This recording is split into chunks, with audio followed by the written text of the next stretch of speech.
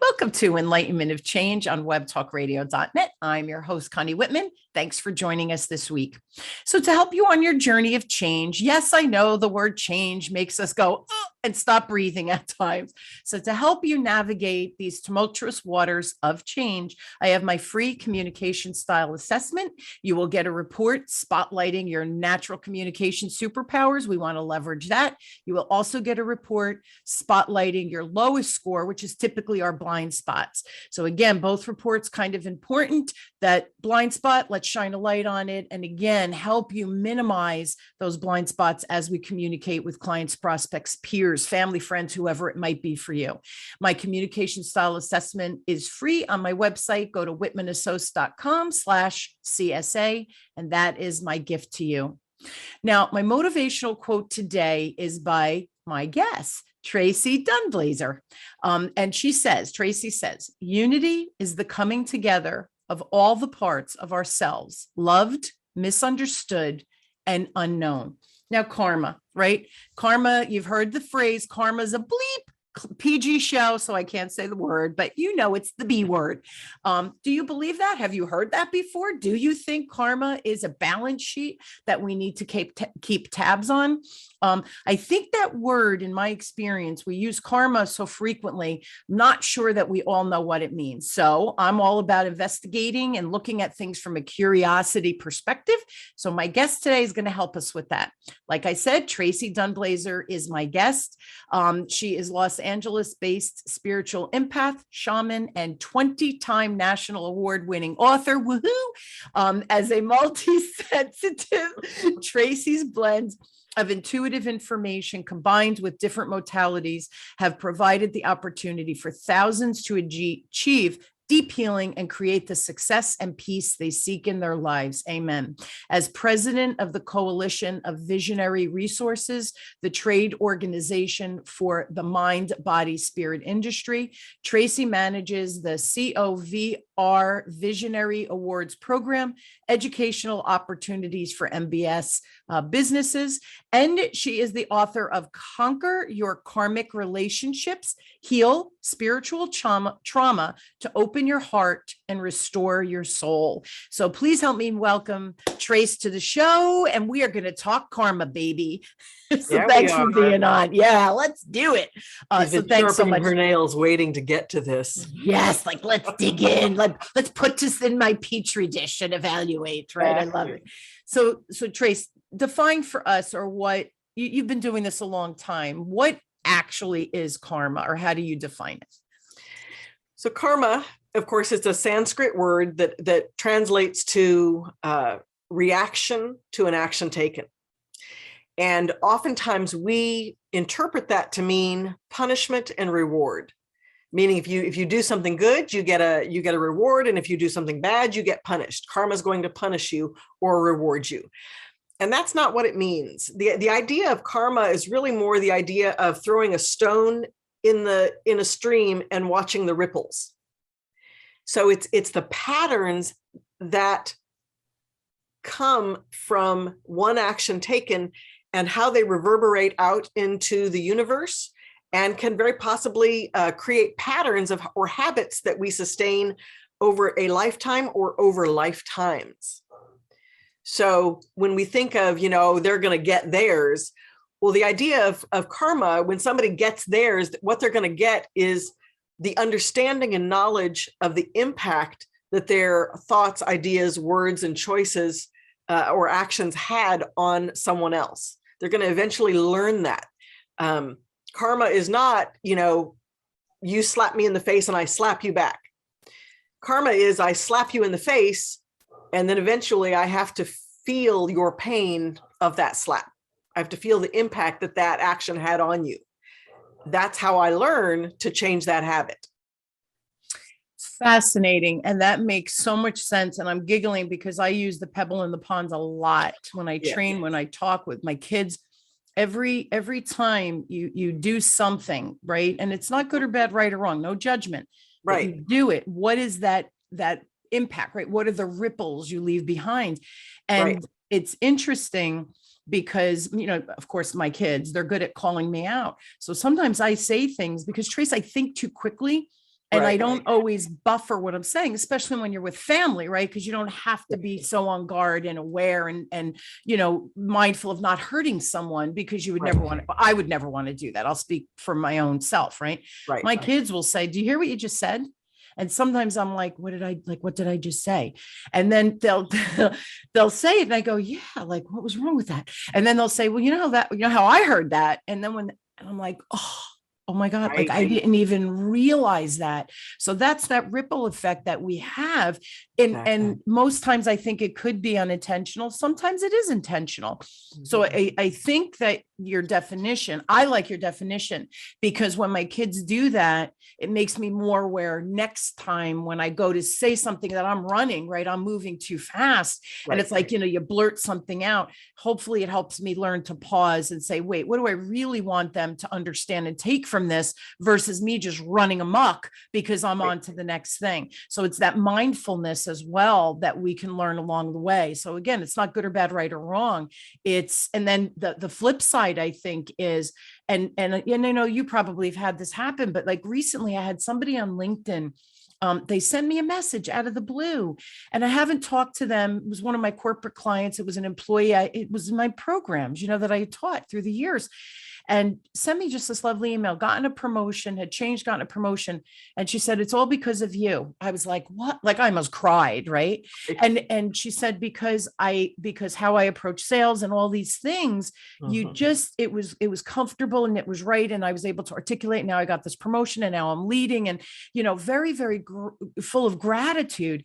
And I responded, I said, I'm crying. Like, you've made my day. We don't always get those emails or those messages. Right. That's that karmic, that ripple effect that, years ago, it's still serving her, but she had the kindness to reach out and say, hey, thanks. And I think sometimes we forget to do that, right? The gratitude piece of it. The other interesting part of that is when we speak on the fly, right? With something just bolts out of our mouth. That is giving us information about our patterns, our karma, what we say to ourselves, what we believe about ourselves. Oftentimes what we say to others is really unconsciously what we believe about ourselves. And so that is the unconscious patterning that we are literally born with. Yeah. We're born with a spirit that has all kinds of pockets of information. And over time and development, it governs what we attract to us and what we see in our world and what we perceive that to mean. So we have these unconscious patterns that our world is going to promote, provoke, or transform over time. I love it. What kind of karmic relationships, to build on what you just said, but what kind of karmic relationships are we conquering then? Everything. It's really interesting. When I started writing this book, the idea of soulmates is also very popular. And we relate to soulmates as usually a romantic relationship that's really intense or loving. But soulmates are people that share similar vibrational patterns.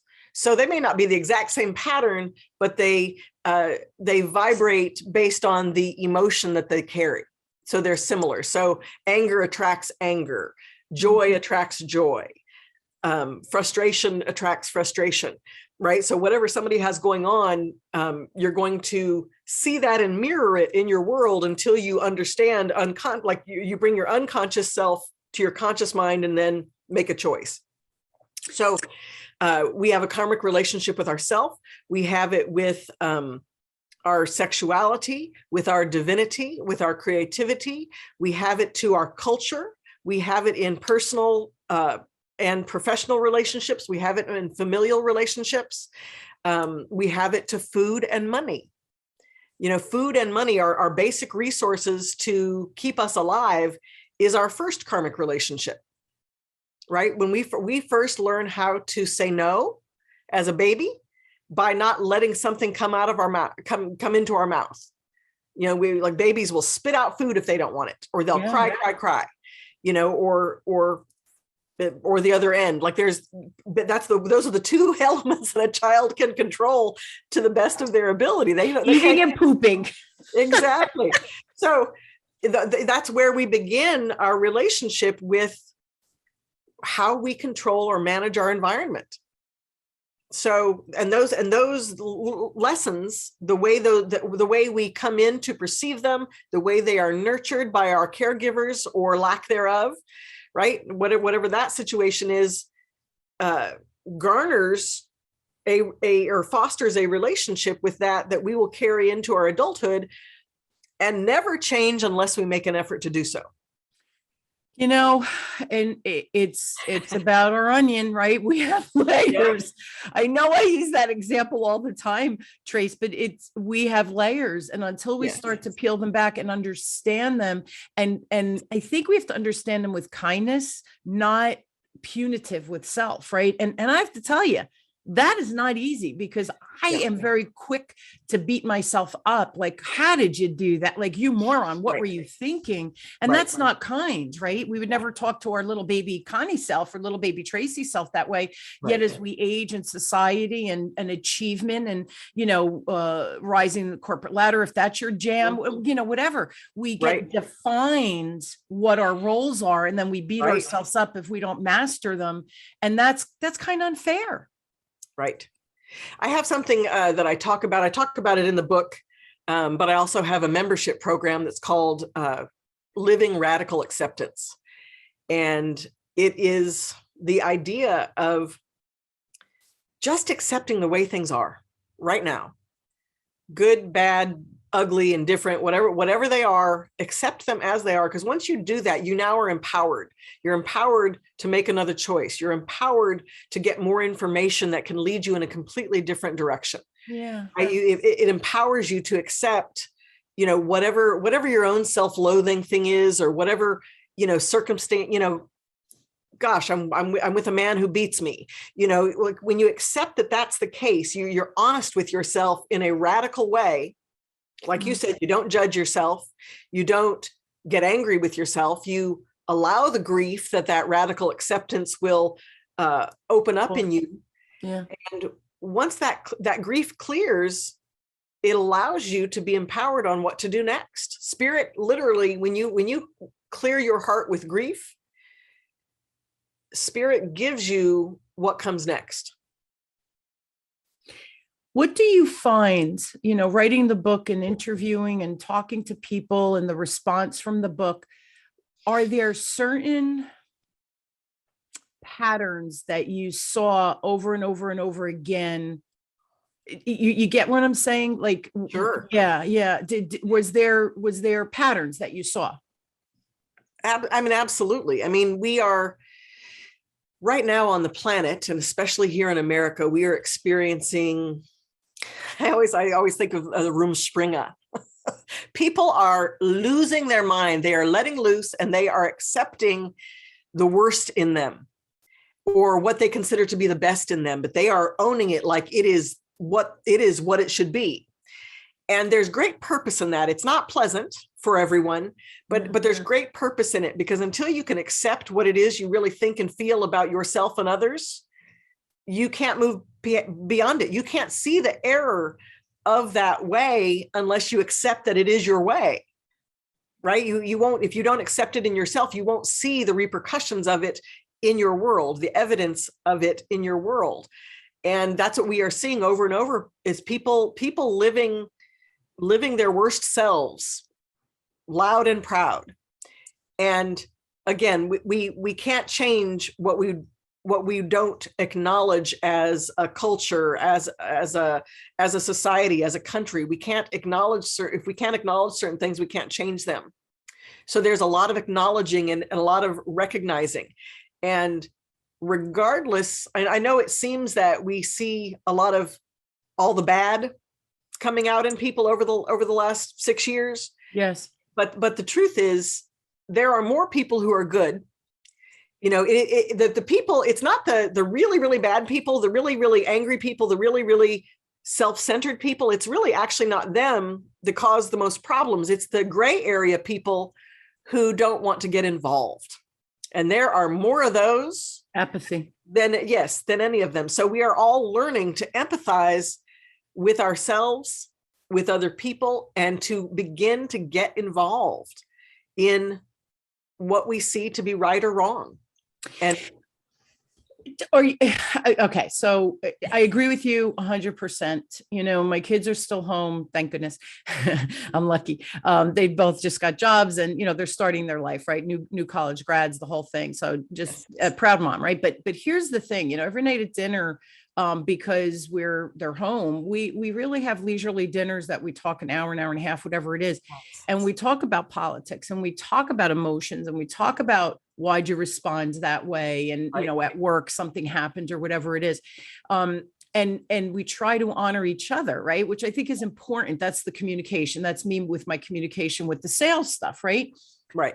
Are you finding that as people are, as you said, they're loud and proud, right? That they're owning their stuff, right? Mm-hmm. Are you finding that they're transitioning over to, like, where did that come from? Why am I angry? Why am I being so opinionated? Why am I saying you have to listen to me, but I don't have to listen to you? Whatever that negative stuff that's going on out there in the media, et cetera.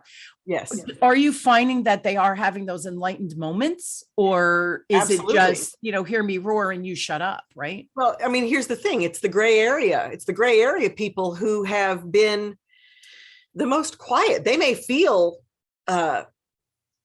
joyful, positive, loving feelings for other people, but they don't voice it, and they don't stand up to people who don't. Right. And that's where the real power is. And that's the thing that we're beginning, that those are the people that are having the biggest epiphanies. Absolutely. There have been people on either side. There's been a lot of trauma in the world. A lot of trauma. Yeah. Right? People experience things and they just put it away. Like it's a doll in a drawer. They just put it away. And it is those things that are coming up. And I want to say this again another way. Once you have accepted what this thing is, once you acknowledge this thing in yourself, it opens up something inside you that only has one path, and that path is to the truth. So your question is, are they becoming enlightened? Yes. And there is no other option but to become enlightened. Yeah. There is no other path than to reveal the truth. And every human being has their own truth, what they believe, and what they believe will bring them more and more information until they see what the actual universal truth, the truth that we all share. Right? So there's only one path from your truth to the truth, and that is what has been awakened. And it's creating everything that we're seeing right now. And there is an end to this process. However, painful process. It's awful to watch it, but it's powerful. And if you know how much you are backed up by the universe, as you own who you are, where you're at, what you want, and you stay on that path of change and transformation, if you'll stay there, you have the backing of the universe that can only bring you goodness and enlightenment.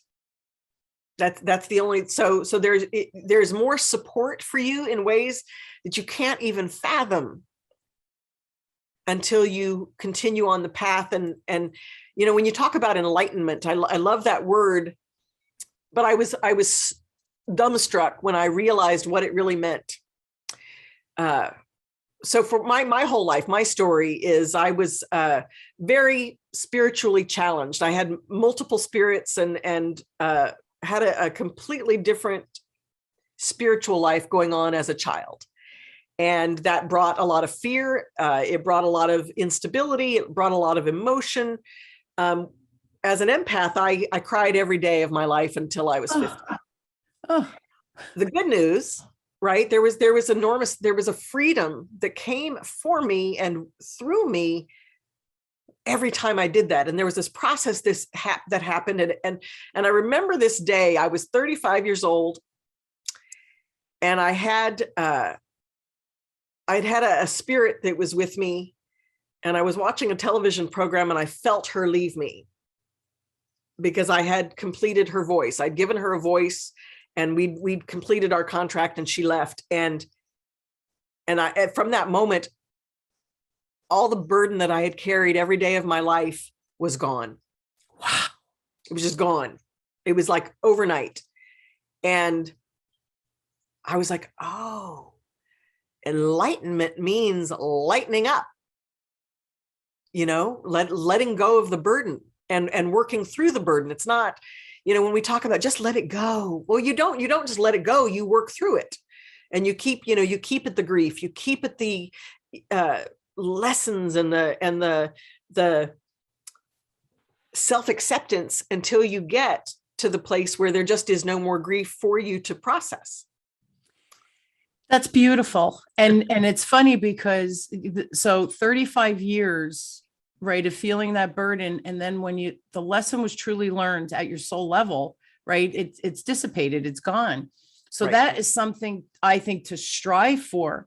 But here's the flip side. My subconscious, and I'm going to tell you, it was screaming just now at me saying, oh my God, this is so much work. It is. Well, and I it's interesting. I mean, look, I am certain that I did lifetimes of work in this one lifetime. So my whole life has been about the work. Yeah. And I understand that that's not regular. Most people don't do that. But all you can do is what's in front of you. Everybody has something in front of them that they've got to get through it. They've got to walk through it. You don't think about everything else that's in the bag. You just have to take what's on the top of the bag, work through it, and make a choice and move on, process it out. And then what comes next, Spirit will show you. And that process, I mean, the thing that I got such amazing empowerment. I felt at one with myself, my people. My people were the soul connections that were around me, and none of them, there was no. We were the human race. There were not different ethnicities to me. Yeah. Other than I had them all united inside me. So it's not that I don't see ethnicity or I don't see color. Of course I do, but I saw them as myself. Yes. Right. With the group that I carried, and it allowed me to recognize that we are the ones that create separation from ourselves to the creator. We create that separation at some point, at some time. And our goal is to recognize that there, in fact, is no actual separation, and that as we integrate, and grief is the mechanism through which we integrate our personality, our soul. As we integrate, there is a cohesiveness and an empowerment and a power, a force that we are endowed with that is profound, and everyone has that. And so it doesn't feel like work when you just embrace it. Does the book help? So Conquer Your Karmic Relationships, heal spiritual trauma to open your heart and restore your soul. Does the book talk to me and the people listening? But yes, thank you so much for doing that, because I don't have a copy. But beautiful cover too, by the way. I love the if guys go on YouTube, if you want to see the book cover, it was quite beautiful. It's almost like Get Smart is what came to my head, where you're walking through the hallway and doors are opening along. So it's this very long hallway that you're looking at on the cover. That was beautiful. Yes. The other thing you said that I wanted to say amen as you were talking is that, your guides, or your inner workings, if you will, all of it, that I wanted to say you had the United Nations in you. Yes. So but it's true. It's that it's all part of me. We all part of each other. There is no separation. Right. We humans, we create the separation. And it's so funny because when I grew up, I was a little girl. I grew up in Newark, New Jersey, here in New Jersey. We were the melting pot. I mean, we had, you had the Black, Hispanic, the Italians, we had the Germans, we had Irish, we had Jewish faith, that were very family oriented too. And we each had our own thing. And my parents would giggle because, oh, God bless bless you, my parents Thank would giggle because I'd come home and I always had friends. I was friendly. So it didn't matter to me. You had the same interest in me and I was a tomboy. So if you wanted to go and throw the ball around or played stickball in the street, like, hey man, let's go do that. Right. Male, female too did not enter into, because I was younger, right? At the, you're not aware of the sexuality, but, I never thought about gender or race or religion external from me. They're my friends. Right. Yeah. And then as you age, you start to see the separation that we create and how we think. And, I just, raising my kids too, like we all bleed the same. We all want the same thing, right? We want good health. We want freedom. We want our kids to be healthy and thriving, right? We want love in our life. We want to be loved. We want to be honored, respected, right? I don't care if you're male or female, you're blue or orange or an alien. I would think we all want the same thing. So that was so beautiful how you said that. I wish we can all like instantly adopt that. And here's the thing, right? That's the problem, Tracee, though, because then we're not doing our lessons. Right. Well, I think that we can, when you describe it that way, as you grow up and you see what the world's karma is. Yeah. Every country has a karma, and America definitely has a karma. Oh, yeah. It's based in genocide, war, slavery, selfishness, right? But those are patterns that were created for us to work out here. So you might be born into it, but you don't really see it until the older you get, and then you have to make a choice about who you're going to be and what is your truth that will lead you to the truth. There is only one truth, that there is one race here on this planet, other than, the extraterrestrials that we're not ready to deal with yet. But that's the whole of the show. We're not going to talk about that. And ghosts, but we know they're there, but we're just talking about the human race right now. Exactly. So there aren't different races. There is one race. But if you start out with, no, there are all of these different races and we have to learn how to get along. Yes. Well, the first person you need to get along with is yourself. Yes. When you can deal with your own self-loathing, then you can learn to accept others open-heartedly. You don't have to like others to accept them. You don't have to agree with them to accept them, but you do have to accept yourself so much that you refuse to choose low choices. And by low, I mean dense, harsh, mean, selfish, right? Those are vibrationally, that is the lowest common denominator that we have. And we have it because we need to survive. Yeah, it's protection, right? The ego protects us. Are you finding, and I'll share my perspective, right? Because I won't talk, I never speak for anyone else. I just always try to share, here's how I feel, here's how I see. That doesn't mean I'm right? But this is my perspective. I feel like the world is getting more and more distracted, more and more self-absorbed. Just drive on the road. People are coming into your lane because they're on their phones because they really need to get that text. Listen, if you're a doctor and you're rushing to get to a transplant and you need to look to see, if the traffic is going to hold, I get that, man. I get that.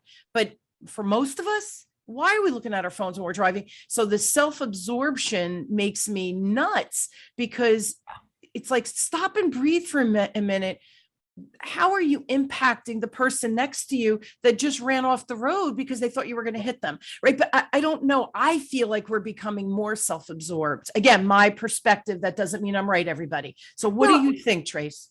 Again, I think that we are acknowledging more of our, what's the word I want?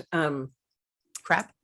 Yes, that, but like so what people are seeing right now in general for everyone is how psychics have always understood and been open to the multidimensional world. Right. So when you just described driving down the street, you've got a phone, you've got to look at a text. Okay. We just mentioned 4 different dimensions. There's you, there's the physical world you're in, there's your brain, and there's your phone, and you're entering into a new world, and you're promoting that. What promotes that is whatever belief, like you said, I'm a doctor and I've got a transplant to go, right? Whatever, those are all different dimensions, and we are multidimensional people. And the only way we are going to learn how to manage the dimensionality of our humanness is to practice. And that's what's happening. It's that people are opening up so wide. And again, as a result of that opening, the densest energy, the worst that they carry with them, comes up to be reviewed, recognized, and transformed. So we need to go through this for it to be we got to do it, and we got to come through the other side. Yes, and keep in mind too that this is not new behavior. It's that you're now seeing it everywhere. Yes. You know what I mean? Like Yes. I said, I make that comparison to a psychic, because a psychic, that's the experience they have all the time. They're seeing things, they're feeling things. It's an onslaught all the time. Yeah. Right now we have electronics and technology that give us that same effect. Right. So now we understand what it means to be multidimensional. Now we have to learn how to manage it. Now we have to choose a lane and stay in it for whatever purpose. Like the pandemic, I had a really, I don't know, it was quite a pandemic story for me. This was not too far back, 4 or 5 months ago. It was only we were about 6 months into the vaccines, and I'm all about the vaccines. I'm all about the masks. I'm all about protecting myself and others. That's where I'm at. So I went to the grocery store, and the clerk, the checker, had his mask under his nose. And I felt it. I felt it in my stomach, and then I felt it start to raise up, and I was just like, oh, and I wanted to get mad. And I was like, but you can't do that, because that's not who you are.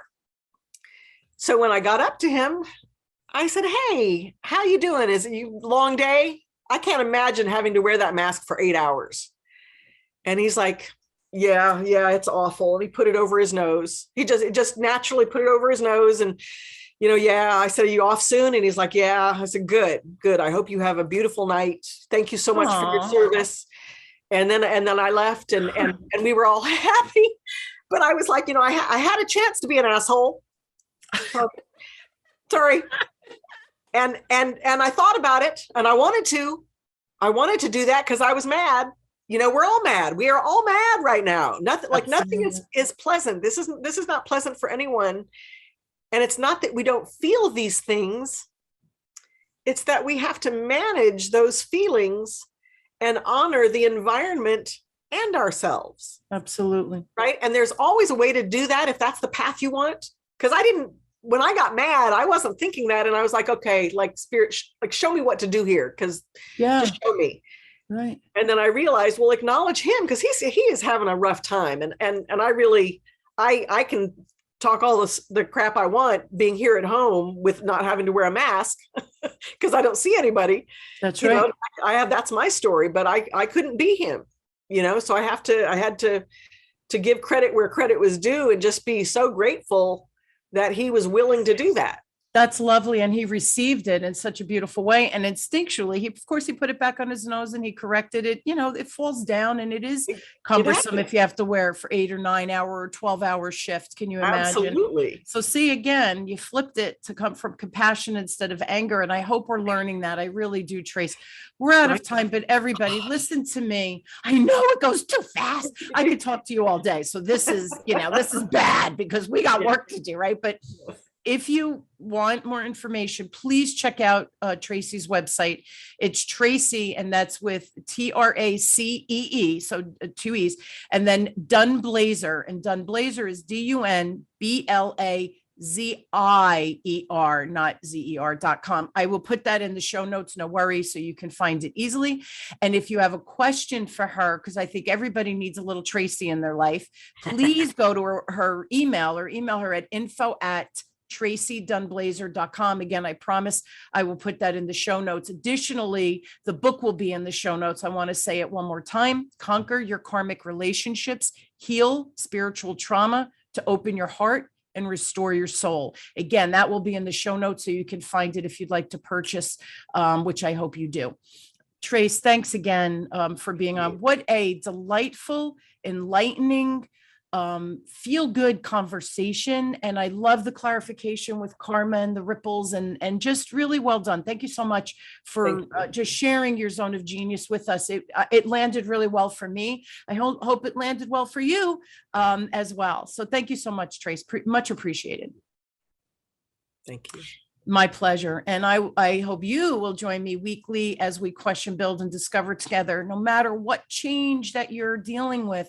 I hope my guests today, Tracee, or my stories, or our tips, ideas, and strategies that we talk about and we dig into, I really hope that they move you and inspire you to try something differently, right? The definition of insanity, doing the same thing over and over. So how do we navigate change? How do we become that enlightenment of change within ourselves? I really hope you took what Tracee shared with us today, kind of percolate on it, digest with it a little bit, buy the book, and apply these things into your life. The story about the food store: next time you're at the food store and you're exasperated, think of Tracee. Think, how can I show kindness right now instead of sharing that anger? Even if you do that, phew, you made my day. So again, go out, shine your light brightly, be the love that we all need out there, man. I'm telling you. And let's create the change that we're looking for. And it starts with us. So again, I hope the tips today helped with that. Tracee, thank you again. Thank you all for joining me. You've been listening to Enlightenment of Change with me, your host, Connie Whitman, on webtalkradio.net. I really and truly desire for each of you a beautiful week filled with inspiration, love, and joy. Again, just try some of these things out, see how it feels. It's all about experimentation and curiosity in life. Again, be well, and I'll see you all next week. Thanks so much.